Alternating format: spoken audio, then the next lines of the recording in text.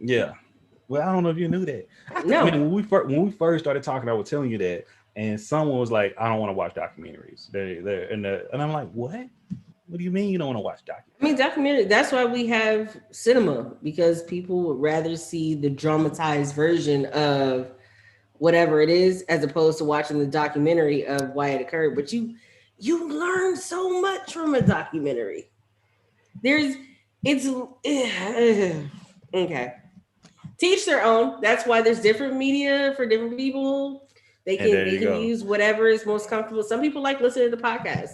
But I have to be up and I cannot listen to a podcast and drive. So some people love them. Some people like watching it on TV. Some people mhm, like reading the books.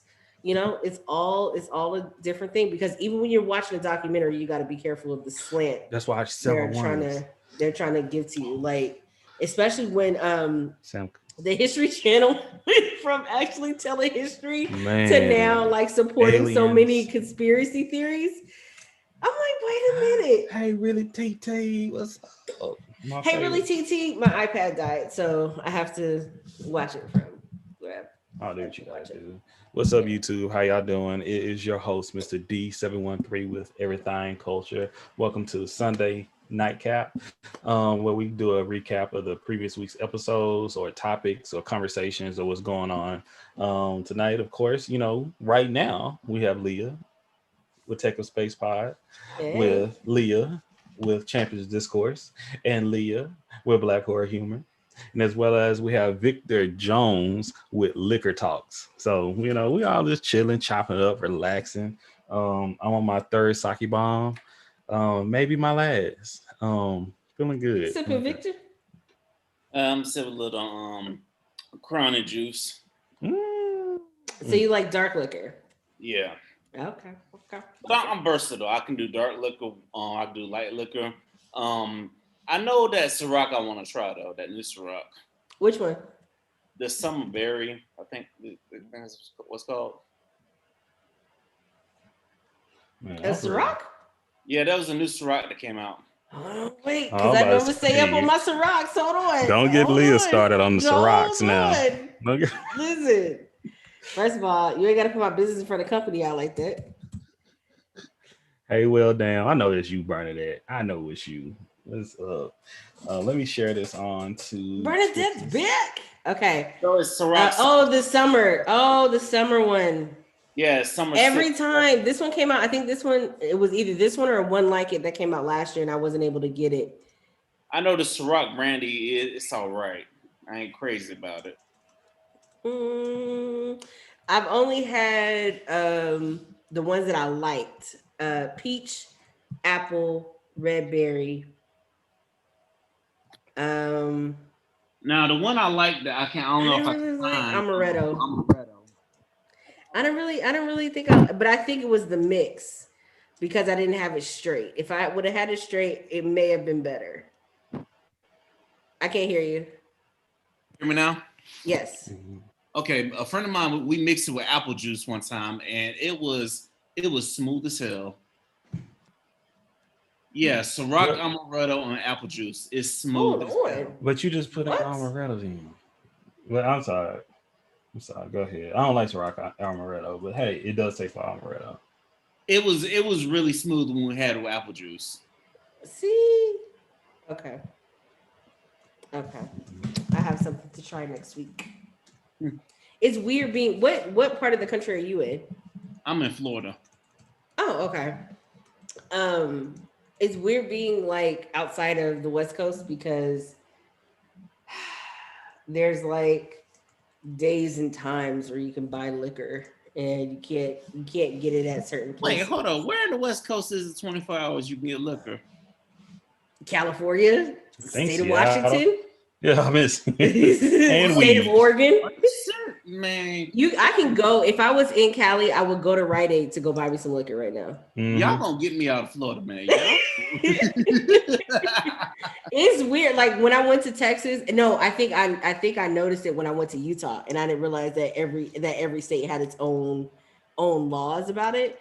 So Hmm. Utah, we were in a dry county. We had to drive out like 40 minutes to go get liquor. the liquor tax was ridiculous because I spent like $50 on. No, I spent $60 on 3 of the small bottles. What? That are typically only $15, and the taxes were almost as much as the liquor itself. And I was like, okay, this is ridiculous. And then when I went to Texas, the laws are wild. You can't buy liquor after midnight. Nope. You can't buy anything over 12% or 17% on a Sunday, and that's only afternoon. And what part of Texas they do that in? This Texas. That is Texas. I'm from Tyler, Texas. And Tyler, Texas, it just became a it used to be a dry county, but it's not completely wet. So you can buy wine and you can buy beer inside of county lines, but to buy liquor like, tequila or Jack Daniels, anything like that, you can't buy that within the county. You have to go over county lines to get that. Ridiculous. Okay. You get a bottle. If I go to Texas, I will stay within Houston or Dallas or San Antonio. That's the best thing. Austin is also a good place you can go and buy liquor. But I just go down the street to because they have them at state stores. And it wasn't until I got up here, I'm in North Carolina, and you can't buy liquor after 10. And I was like, the party's just getting started, though. You don't know how much you have until they get there. So you got to do all your inventory by 9 because the place closed at 10. You can't buy liquor on a Sunday at all. And it's something like, I think I was in the store. I was in the store and I was in Walmart. This is how I found out about the midnight rule in Texas. If you are trying to buy liquor, if you're trying to buy mixers, because they don't sell liquor in the same store as they sell the mixers and stuff. So if you're at Walmart and you're trying to get wine or beer and you try to get it after midnight, they're going to tell you to put it back. And I was like, they're like, yeah, so that's how it is in Texas. So you better get your act right. 2 a.m. in Florida. I think it's 2 a.m. in Florida. Now that I think about it. In California, it's whenever. You want some liquor at 3 o'clock in the morning? The rule don't apply in Miami, though. Oh, Miami on its own. Miami is a country to itself. Because I remember going by the liquor. I remember there's a spot called I Love Liquor. I remember going by it. It was still open right around midnight. I'm like, God damn. Miami is its own animal. It's its own country. They do what they want. They don't care. What is the blue law, really, TT? And wine does not smell like vinegar, Kayla. I don't know what wine you sipping. So she doesn't like alcohol. We're trying to find one that she likes. So far, it's the fruity flavored liquor that she actually likes. So she's gonna have the kind of liquor that sneaks up on you. Also, it's how you blend the drinks too, you know what I'm saying? Because liquor straight can be nasty, but it's also how you blend it as well. That's what we've been doing. We're trying to blend it out and just have this is juice. And she's like, are you sure it's juice? And 2 seconds later, she's doing one of these. If it's tasting real fruity, you got her. Or you taste it real sweet, you got her. Yeah. Old-fashioned blue laws, which prohibit the sale of liquor and automobiles on Sunday. So you can't buy a car on a Sunday as well. You can't buy a car on Sunday? Still exists in Texas. Most blue laws were repealed in 1985 because they violate the separation of church and state. That makes a lot of sense. For some reason, there go be a post this week. For some reason, Texas has held on to 2 of these archaic laws, and now may be time to abolish them. And this is July 12th, 2020. What's up, Bernadette? Hello. You know what? This newfangled technology is confusing the crap out of me. I don't even know if you all can see me. I don't know what the heck is going on with Zoom. She said newfangled technology. I don't think we've ever seen Bernadette. We Hi, Bernadette. How are can you see me now? No. Wait, this is my brother, and that's why I got on Zoom, because I love to just chat. Switched away from him. Lord have mercy. I don't know what I'm doing. And you know what? I can use Photoshop. What is wrong with me? I got it. First of all, Bernadette, welcome. We've been in quarantine for over a year. And how is Zoom still a foreign concept to you? Because we've at work always used Microsoft Teams now, and before that it was Skype. So we kind of skip Zoom a little bit. So okay. And this is a new culture of everyone wanting to see you on screens and stuff. I'm like, oh no. I'm like, it is a new I like culture. podcasting, but I don't want to be all out in the world like that. No, we feel you. Can everybody go ahead and turn on their cameras now? Wait, what? I am not home. What do you want me to turn on my cameras for? They would call me out directly. That's exactly what I do. They would call me out directly. Brandon, we want to see your beautiful smile. I'm like, yes, we want to see you. I am not home. Victor, can you turn your camera on? Hold on. Kayla, Tamara sent her to the store on a Sunday for a margarita. Felt like a deer in the headlights when the cashier told her to put it back on the shelf. I'm trying to that's what it is. Listen, that's why you gotta stock up on a random Wednesday afternoon, because on the weekend you can't get any of it. Man, when I tell you the amount of liquor I have, it is ridiculous, man. Like, is there a Bevmo out where you are, Victor? Oh, what's that? I can tell you no. Beverages and more. The first time I seen a Bevmo was up here. My wife was still like, "What is this?" You know what's crazy? They only call it Bevmo in the black neighborhoods. They do not call it Bevmo anywhere else. It's called Beverages and More in the white neighborhoods. Is it it's like a Total Wine? It's similar to a Total Wine, except it's like a Target-sized liquor store. The only Target-sized liquor store I've seen is Total Wine. Oh, no, Total Wine Total Wine isn't. Total Wine. Yes, you know what? I remember. Yeah, because I was actually thinking of Specs and Twin Liquors. It's not like that. Yeah. Total Wine is very close to. It's very close to Beverages and More. See, I haven't been in Bevmo yet, but the Total Wine we have is bigger than the Bevmo. Total Wine has a very Total Wine actually has a really good selection of stuff. See, whenever I want to try a new liquor that I know the hood liquor stores don't have, I'll go to Total Wine. There you go.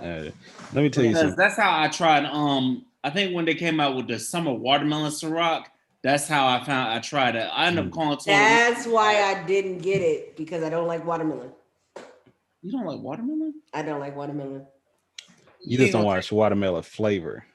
No, I don't. I just don't like. I don't like. The only time I'll eat watermelon is if it's like really, really hot and there's nothing else to drink. I'm at like a family barbecue or something. That's the purpose of watermelon in the first place. If you should have tried the watermelon with some watermelon juice, some Tropicana watermelon juice. Man, that thing was so smooth. That may be the one for Kayla. That may be it for her. Do Kayla like watermelon? Kayla, do you like watermelon? I was gonna say she's on the thing. You can ask her. I know that. I was like. Yes, all thumbs up and love is welcome. Yeah, I think it, man. I'm about to hire TT for real. For real shit. But okay, the Sakis are getting to me.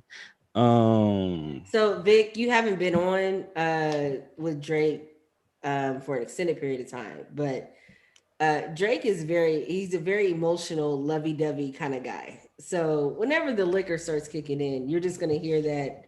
Man, I love y'all so much. Why would they do this to my homie? I don't know. Yeah. And then he just be out there just cheesing, just skinning and grinning. Is that how you should be? That's how if the world was more accepting and loving towards one another, I think it would be a better place. It really was. I mean, if it wasn't racism, it'd be sexism. If it wasn't sexism, it'd be classism. We're trying to debunk all of it. Listen, there has to be, because people are going to have some sort of superiority complex. That's why socialism doesn't work in a capitalist society, because there's going to be people who are going to want to try to get over and game the system. But everybody can persevere, but they don't care. They just have. That's one of the purposes I talk about here. It's like people feel better off shaming other people. I've been in groups of people talking about how they don't like being shamed, then shame people in the group that they're in. I'm like, What is this? Bernadette, you're on mute just in case if you're trying to talk to us. We can't see you and we can't hear you. I think they're troubleshooting on that side. No, I did that on purpose. I'm listening. Okay, I'm learning. Cool. Because everybody in the chat is like, where's Bernadette? But she hasn't gotten her video on. She decided to put us on and then get out of Zoom to do something else. She's probably buying something off of Amazon. What you buying off of Amazon, Bernadette? Oh, nothing anymore. I got myself a new office chair. Thank you very much. That's how exciting my life is right now. When you get a new office chair, that's COVID. That's COVID culture. That's what that is. That girl, and I actually have to give me a new one because this office chair is not as supportive as I need to be. Did you get like a racing chair or did you get like one of the mesh ones? You know, I was gonna get one of those gaming chairs because I started getting highfalutin about things. You know, I was like, oh, maybe I need a gaming chair, but no, I spent more than I should have. But you know, I got something that tilts, locks, does a couple of tricks, but isn't like super expensive. It's just like I used to telework before COVID, but it was like twice a week. So you could send anything twice a week and not really feel it. But when you're doing it every day, it's like, oh, wait a minute, I'm feeling my butt in extra ways I never did before. And then you realize, that chair you got from Office Depot really was cheap. Like, it's time to move on. So when that sciatic nerves start flaring up, that's when you're like, you got to do something different. Listen, those sciatic nerve stretches be getting it. Man, right there, I really feel you. My sister called me almost crying because she spent $200 on her office chair, but she said it is worth it. But she was like, that's the most adult thing she did that week. And I was just like, congratulations. Welcome to adulthood. We're buying office chairs and being responsible. Yeah. Right. Between that and paying taxes, it's like you pat yourself on the back for a couple of days at least. I've yet to do my taxes. Why did they give us an extra month? Now I'm really going to be procrastinating. But I do have to do my next week. But yes, I feel like there has to be people always want to find a way to feel superior to other people. So, you know, if it wasn't sexism is classism, and if it wasn't this is that, how come your eyebrows are thick? Well, my eyebrows do this. Well, because my face is shaped like this, or because I'm this tall. Well, you're this short and I have a big house. Well, why don't we just get stuff that fits our needs? You know what? That's what people said about the police. They said the police is there to enforce the systemic racism as well. Yeah. It is. Because I've heard that from a lot of people because, like I said, I think Charlamagne was talking about that on the Breakfast Club. It's like, who do you think the police target more out of any race of people? Black, and I'm feeling good, really, TT. I'm feeling good. The purpose of the police here in America was for just the beginning of it was for slave patrol. That is a fact. They are not only with slave patrol, but it's also the police, the people of low income.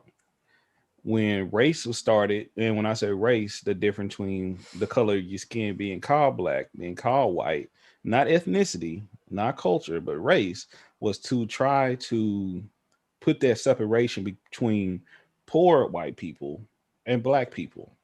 So, and it's just, once again, it's another way for people to look at each other differently.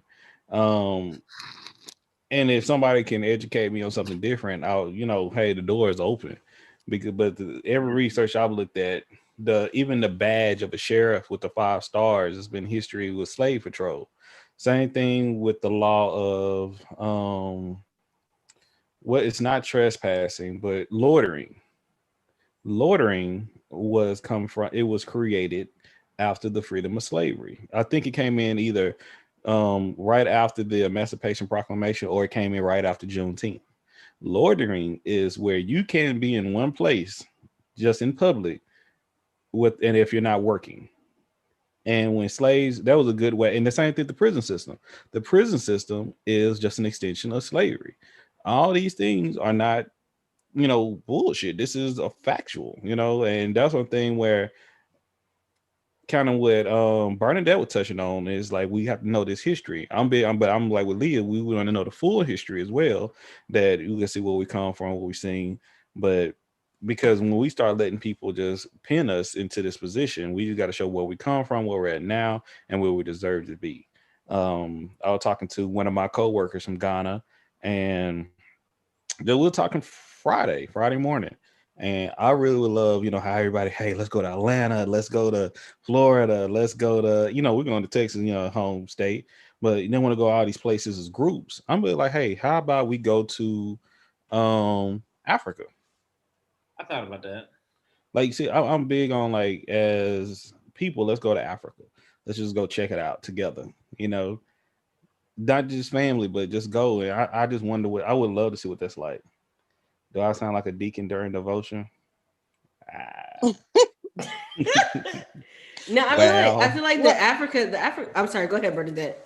Well, I was just gonna say, I mean, as someone who is half Nigerian, I mean, that's all the street cred I have. I mean, I lived there when I was young, and I'm more Americanized than anything else. But as a result of that, I've always been very aware of the duality and how I've seen Black people and how Black people have seen themselves, especially, and having this understanding of the realities of Africa versus what America teaches everybody about Africa, what Europeans teach the rest of the world about Africa. So it's a weird thing when I'm in school and they're like, oh, you must be a booty scratcher. And I'm talking about Black kids telling me this, right? And I'm going, no, we lived nicely in Nigeria. What are you talking about? Like, I'm in the hood in America with y'all, but in Nigeria, we have a driver. What are you talking about? Or, yeah, my family live in huts, but they are all educated. Like, there's a weird thing that exists. There's so many levels and layers to it. And even from the African side, right? So when I look at Black people, because my brother, by the way, totally agrees with you, Leah. He's like, he understands trauma porn, but he is tired of it. And but when I look at even 5 years ago, when you asked a Black person, what is racism? What were their examples? Getting followed in the store, maybe being pulled over by cops. No one was using, okay, maybe 10 years ago, no one was saying systemic racism. People were, Black people, it's like they erased or microaggressions. Thank you, Moses. It was kind of like our brains were erased. We went from slavery to, like, I don't know, Rodney King, or I don't know. It's like if we didn't have roots, some Black folks would have been in trouble. Man, when you say that, I argue that, but I'm saying from my perspective, me coming up and me being college, you know, and I'm not knocking anybody that's not, but I didn't know I wouldn't have known some things if I didn't go to college. Just being honest. Some things that I learned about Black people from a PW, it was from a PWI, but from a African American studies professor, which was Black himself. And I'm like, I had no fucking idea.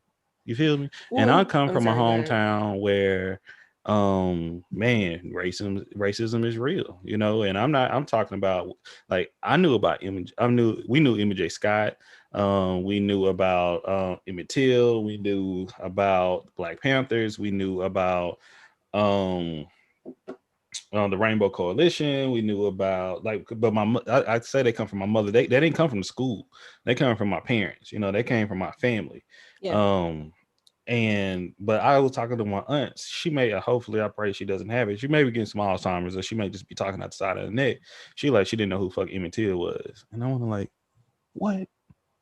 You know who Emmett Till is? She's like, no, I never heard of it before.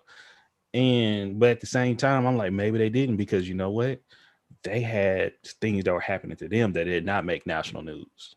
They had friends that were lynched.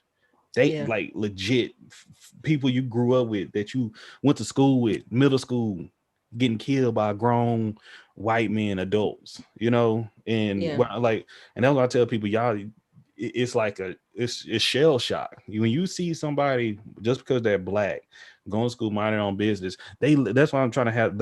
I interviewed one of my aunts, and so I forgot to interview the one today. Anyway, I'm trying to get them. They were born in the 50s. You feel me? Man, what was it like during desegregation? What was it actually like when you had? My aunt was saying she went to the last year of her high school. And it was all Black segregated high school. She was the last graduate from that high school, MJ Scott. Wow. But she just look at it like it was like just driving across town. Now my mother, she's passed away, but my mother used to tell me all the time how she used to fight every damn day, fight white people. It used to be race wars like every day at school. It was just like that. And it's something that you see that shit now, it'd be all over the news, people be involved. Back then, that's just what you had to deal with, you know? So I'm always looking at the perspective, and I would say also with the Black perspective, like a lot of those racist ideologies and prejudice ideologies are put onto us, is onto other people, so you can fit in, you know? It's kind of like what they try to do with the police officer, the sergeant that was pulled over by the police. And instead of saying, oh, where's Blue Lives Matter, they're trying to point out where there was actually a Mexican versus a Black guy. That's really what it was. No, that was a police officer. Come on now. It was once again, regardless, y'all had all that. It was a police officer that pulled over a person of color, a Black person, be specific. I don't give a fuck what the police officer was, because Blue Lives is with the gang y'all have now. But now it doesn't matter. So it's always try to build separation, you know. Yeah. But first of all, hey Baylor, how's it going? Bernadette, to your point, I think that, and this is why I try to do a lot of work in teaching communication. I feel like these things have been going on for so long. And it's not that, I don't think that our memories were erased by it. We may not have had the language or the words to be able to describe what was happening. So a lot of the words that we hear now in mainstream media is not the language that we like. Microaggression started in the 1970s. I just looked it up. So don't think that I'm just like overly smart. Microaggression started in like the 1970s, right? And we didn't have, before the 1970s, we didn't have a term to describe what was happening in these covert racist neighborhoods where Black people were tolerated but not appreciated or celebrated. You know what I mean? Mm-hmm. So when you have those situations where you're at work and people act like they're doing you a favor because you look like you come from a bad neighborhood because of the color of your skin, or you look like, oh, well, you may not know this, but you know, when you have a father in your life, and it's like, whoa, don't assume that black men are just not present. That's just a narrative that y'all bought into. Most of the people who I know have their fathers in their lives. So that's not a true narrative that we need to keep pushing in media. But I think that media has been set up to be successful in doing a good job, like you said, Bernadette, in indoctrinating students in school, indoctrinating students in television, in movies, in books that they read and stuff like that, to see themselves as less than and other people as superior, so that they can keep this train going, so that wherever they're looking, you know, white is right, and whatever is not white is always going to be given the short end of the stick. And to piggyback on that, it's the same thing when you're saying with the kids in school. Man, I hate it. My main thing, kids are gonna say dumb things quite often, and I find out, you know how wrong I would be, and I'm not saying you, but I see some friends that, you know, African, and I've had to kick some girls out for, you know, they don't consider themselves African American, and because they look at us differently, you know, absolutely differently. I'm sorry, wait, what are they? African or Nigerian? The girls, this girl specifically I was talking about, she was Nigerian. Nigerian born? Yeah, she was Nigerian. She was from Nigeria. Igbo. Is it Igbo? Igbo. She's Igbo, and because she came with some friends of some friends. Okay, this is my homegirl's homegirl. Okay, I was having a house party in college. Mm-hmm. Came over and we chopped. I'm feeding them. They're drinking my alcohol, good hospitality. You know, we're chilling, watching. You know, this is around 2006, 2007. You feel me? We chilling. And maybe 2008. But she come in here with her nose in the air, you know. And I'm like, you know what? My homegirl, we cool. We have a respect for one another. Good night, KK. Thank you for joining us.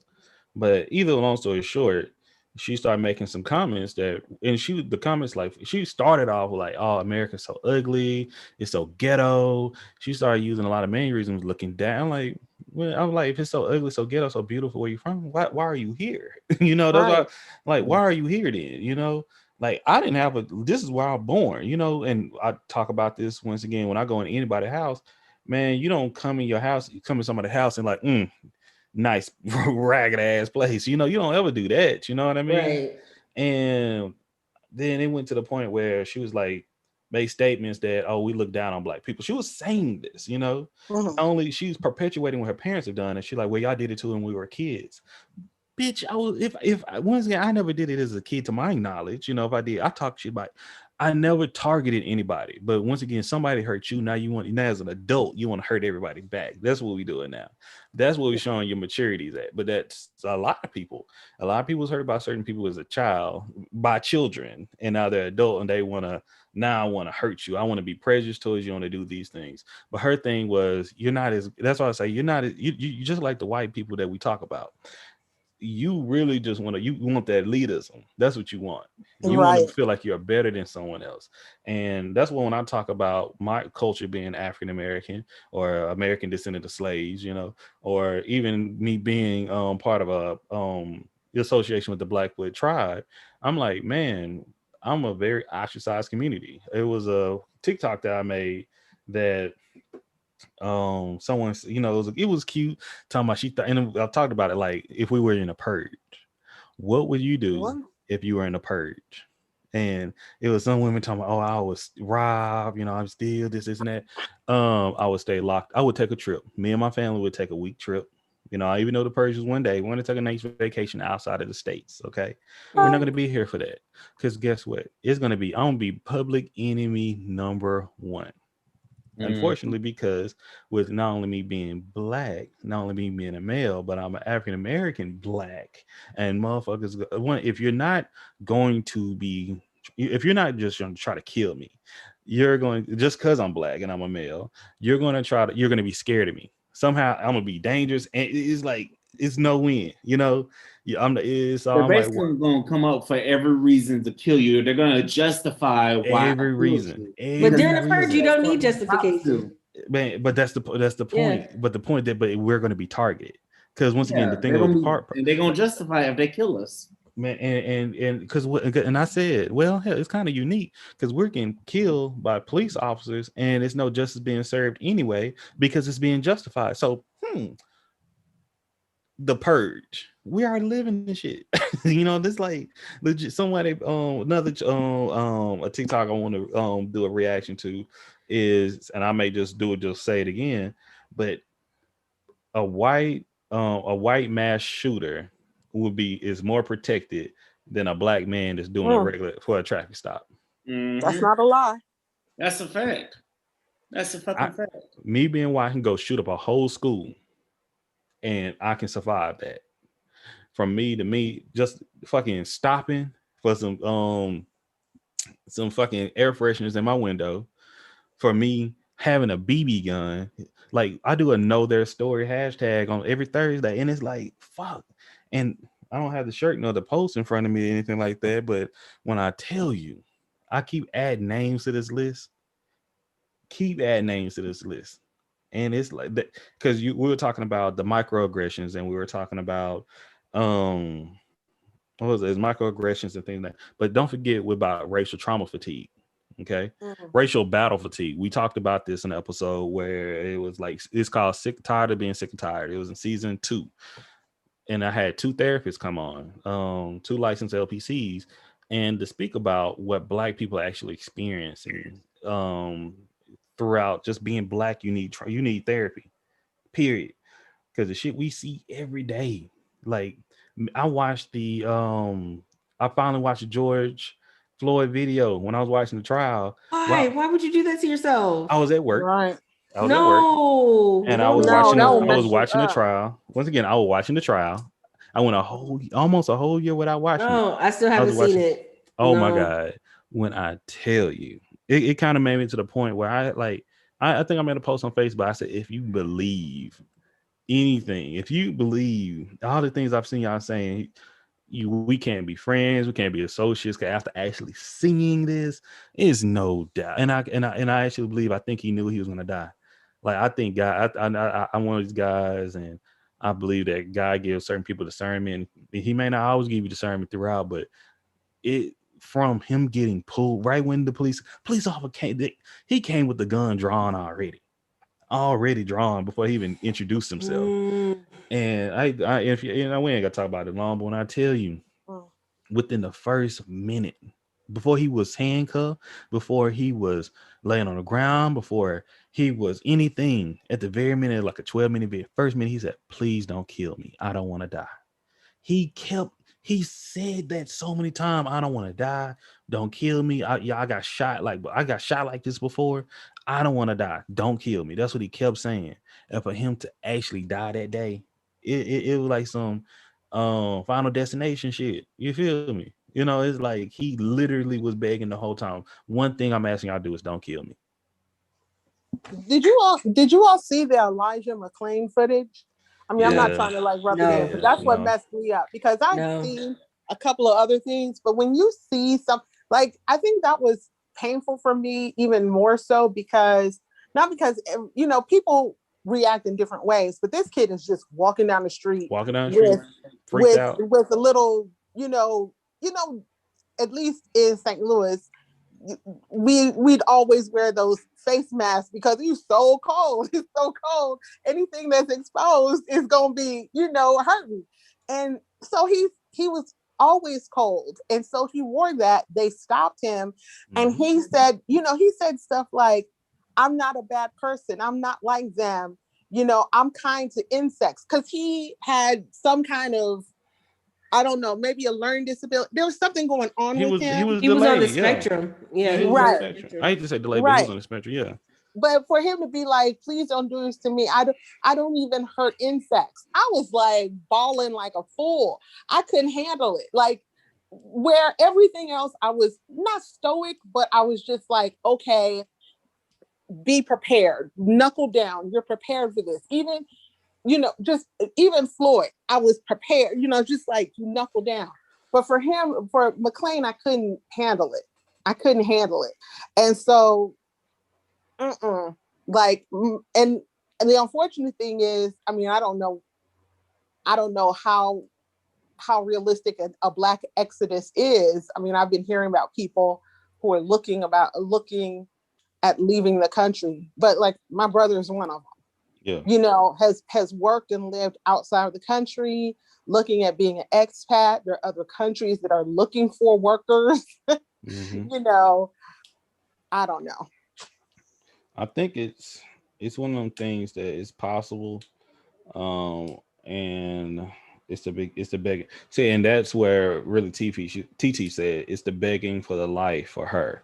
But the leaving thing, my wife and I, we were looking to leave. You know, we were like, we're in Seattle already. Just move a little bit further, unfortunately, because this is getting out of hand, and this is the representation of us. But I also feel I have a responsibility to have family here that I need to care for, and they're in the South, they're in Texas. But like you saying, you had Elijah McClain. Mine was Ahmaud Arbery, and that wasn't even in the police. That was civilians, and that's why I said in the clip. I like, we get killed by the police, we get killed by civilians.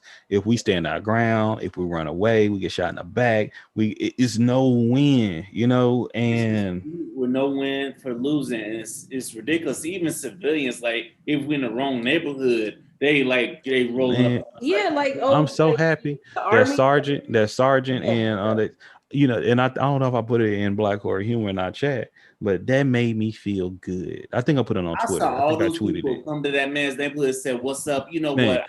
Because that was the opposite of it. I mean, not it. That was the opposite on them. At the second episode of them, or the end of the first one, when they all sat in front of that house. And to see this, like, it was just like, is this supposed to happen? To see it opposite happen, I'm like, yeah, this is how it feels, and this is justified too, absolutely justified. And unfortunately, and I've seen this before. I was looking for the video. I can't find this video. Saved my life. When a white man was holding the gun to you see how the clips of the white man touching the gun, telling the police, "I'm gonna shoot you if you don't let me go," and they let his ass go. The dude who rode off in the truck, That's and the police officer was hanging on the side. No, Bruh. that was a different one. That was that was a different. He backed up into the cruiser. The police officer is on his car, on his truck, and he takes off. He's not creeping at a good 2-3 miles an hour. He takes off, and the officer is holding on to the side of the truck. And I'm just like, if that was any other person, that window would have been busted out. Oh, it would have been shot up. Absolutely. They probably would have blew the car up. But that's what get me. Y'all, whoo, but that's what get me. This is why those videos. I understand the reason for them, but I'm not watching them. No, don't you ain't gotta watch them. I'm not watching them, but I'm absolutely in agreement with you. When I look at these videos and I see people really TC.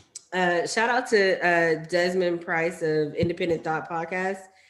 He posted on his show, because I try to stay away from certain things because I don't need to see them, but he posted on his stories immediately after I can't remember his name. It was the kid. What was the kid's name who just got shot and killed? In New York? The taser. The taser mix up. Yeah. So so that kid. There were so many posts. His parents shouldn't have got him a car. If he had a warrant, they should have turned him in. This is why we need to get rid of them all. These are all thugs. That's right. She should kill all of them. Everybody should kill them, and blah, blah, blah. And I'm just like, y'all are feeling really bold right now to say this all over Facebook, all over Twitter. And I'm just like, does it get better anywhere else? That's why leaving never became a thing for me. I couldn't see myself one, it's enough for me to move 3,000 miles away from home and be on my own. But leaving the country and hoping that my skin doesn't betray me and I'm treated even worse because there's laws here that are not everywhere else to try to start over and have some semblance of normalcy. I couldn't see that for myself. That's why it's without military papers, without having the support or backing of a spouse or significant other who has been in that country before, I'm probably not going to do that. Oh, hi. This is my brother. He's been listening to the conversation and he's left the country. Hi, brother. What's up, brother? Brother. Here you come on. Hey, I'm gonna be like my sister and not really give you my real name, so you can call me. You're fine. Starfire. Okay. So, that's right off the top of my head. So this has been my experience when it comes to going outside the United States, and I guess it depends on the country that I've been to. But generally, it's strange because they will see certain groups will see you not as a Black person; they'll just see you straight up as an American. And that was a strange experience because, in the United States, you're seen as an African American, whereas when they see you, say for example in Canada, they'll be like, "Oh, that person's just an American," and you're like, "Oh wow, it's interesting to kind of feel my Americanness."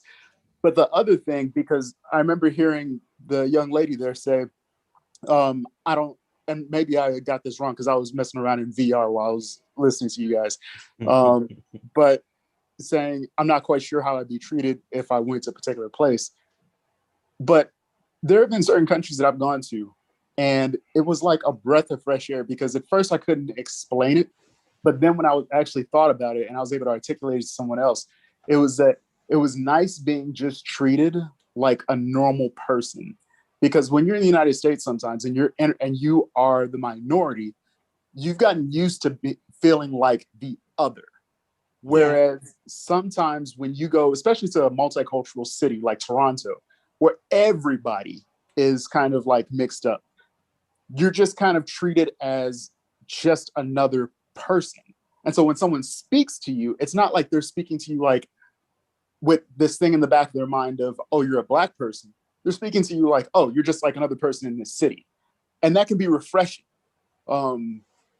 Not to have this pressure of, I've got to either represent or, people are expecting me to come off as a particular stereotype, or if I don't come off as that stereotype, because this has happened to me before, when someone didn't perceive me as being Black enough or having that quote unquote swag, then like, it's like, okay, well, I guess I'm not Black enough now. Like I didn't have that pressure in other places. So to encapsulate all this, sometimes it's nice going someplace, especially in multicultural cities, where you just feel like I am seen as everybody else. All right, that's my piece. Hey, we appreciate you, Thank you, Starfire. We appreciate it. Make sure to check out Everything Culture. Like, but I liked it, and that's why we talk about. I joke about the Black card. I'm like, well, what's the credit limit? Like what benefits comes with. I'm big on like be what you be, do what you do, and jokingly, but some people take it a little bit more serious than others. I'm big on all kinfolk and kinfolk. You can know everything about Black culture and don't really support, what we consider Black culture, and still don't support one another. That's why I've been, oh my gosh, I'm looking forward to have my sisters on for the live. There's a lot of things I wanted to ask on there, but we just didn't get to it because we was having a really good time. But it was one question I asked was, what do you want your role to be when what do you want your role to be when our matriarch and our patriarch passes away? Because we have 3 elders in our family right now. This is like the great grandparents, in the family, and this is 1 male, 2 females. And I was saying after they're gone, the oldest one is going to be, damn. Ooh, I don't even think what the oldest one would be. That would be very unique for her to be the new matriarch, man. But that one, she didn't have a response. She did. I think she started to cry, and she just didn't show it on camera. But she's like, I don't have a response for that. I don't even want to think about it. And in my head, and I said it on the show, I'm like, well, you need to think about it. It's like that's the point, and that's what I think about where being part of a culture. Same thing, being part of it's a larger part of being a family. What's your responsibility in your family? And but that's me. That's my point. Yeah, I can say, do you remember this? Do you remember that? Do you know this? And you know that, and try to shame you for this, because that's what it comes off as, and you push people away. But how are we gonna bring each other together and grow in time of need? So that's why I talk about with the culture. And one of the questions, the newer questions with Everything Culture on the makings of you now is, what contributions that you did that have you what contributions have you made to your culture, or what do you want to make? I think that's important for us to look at, because we can say you're part of this and you identify as that. So what are you doing for it? And it's nothing to make anyone feel bad. It's just, look, hey, you're part of this. What do you want to bring to it? So that's what I think that's important for us to have that. But yeah. But hey, y'all, it's almost that time. So it's been a great Sunday. Of course, I got to give a thank you so much. I'm going to give a thank you to really TT for being a moderator on YouTube and doing an excellent job. She is so appreciated. I want to give a shout out to everyone that's been in the chat from Champions Discourse, which is shout out to Leah. Same thing with Kayla. Same thing always to Bernadette. Shout out to Starfire. Victor, man, thank you so much for jumping on with us tonight from Liquor Talks, man. Really no appreciate you. Man. We definitely got to talk. I want to get y'all both on and made. You know what I'm saying? Oh yeah, your invite's coming. Yeah, I'm about to say, get ready. I'm not recording again until May, second week of May. So, because I have all my episodes already prepped out to go this month. So, yeah, I'll be reaching out to you. But yeah, if you want me on before then, just let me know. Yeah, I'm gonna reach out to both of y'all because I got 2 spots available right now for May. So I said, let me look over the calendar and stuff. I'm gonna reach out to y'all. I'll bring a bottle. Absolutely. And thank you to Leah. Really appreciate you coming through always with the knowledge, with the perspectives, with the wisdom, and the humor. Is greatly appreciated. It's something we continue to grow. Yeah, and man, thank you for being on Zooms. This is just something starting to things are starting to open up. My wife and I, we're talking about traveling more. So hopefully we can start doing more face-to-face interviews and discussions as well. So this is something I'm so happy to have.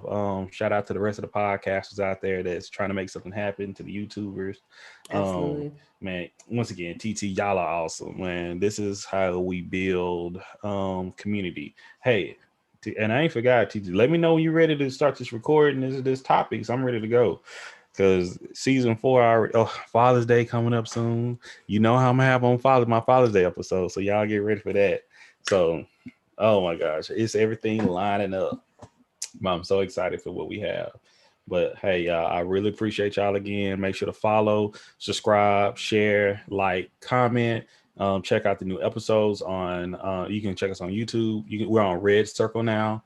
We're no longer on Anchor. Much love to Anchor though, but shout out to Red Circle, Spotify, iTunes, and Audible's been tripping. But hopefully by the end of this week, we're gonna be on Audible. So hey y'all, thank y'all, and we'll catch y'all later. Peace. Peace.